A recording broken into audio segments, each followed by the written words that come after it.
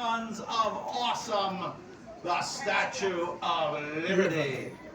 If you want to go down to the bow of the boat on the first level, you can. You could go outside downstairs if you want to. Yeah. Okay, so the Statue of Liberty, she was a gift from the people of France.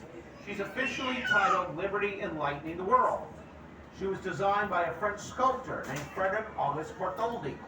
Her pedestal was designed by an American architect named Richard Morris Hunt, and her interior skeleton designed by a civil engineer from France by the name of Gustave Eiffel. Gustave Eiffel, I think he built a tower somewhere or something like that. All right, so in her right hand, she's holding up a torch, which is a beacon unto freedom. In her left arm, she cradles a tablet, which reads July 4th, 1776, the birth date of our country. 7 spikes on her crown to commemorate the 7 seas and the 7 continents of the world. Underneath her sandaled feet, she is crushing the chains of oppression. So, look at the gold torch that she's holding up. That's not the original torch. No, see the American flag there on your right? There's a little museum behind it, and that's where they keep the original torch. The original torch had a glass flame, and you could barely see it at night. So in 1986, the Statue of Liberty was restored for her centennial, and she was given a brand new torch. This new torch you can see from miles away. It was lit for the first time on July 4th, 1986 by First Lady Nancy Reagan.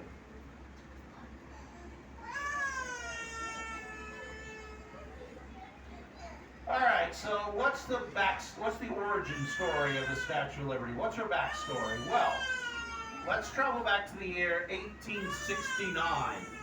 It's 1869, and the Suez Canal has just opened in Egypt. Suez Canal is open in Egypt, and Frederick August Bartholdi comes up with this real grand idea about building a lighthouse shaped like a robe woman that he could place at the mouth of the Suez Canal.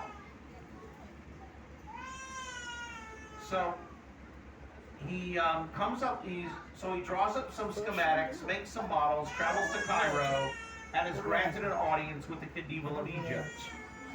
And the Khedive looks at the plans and thinks, wow, this will be awesome, let's do it.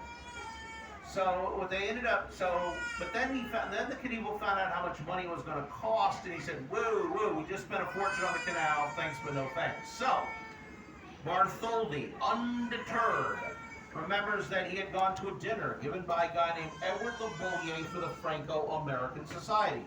And Edward Le Bollier had suggested that the people of France should build a monument to give to the people of the United States to symbolize the friendship between the two countries and to commemorate the abolition of slavery in the United States of America.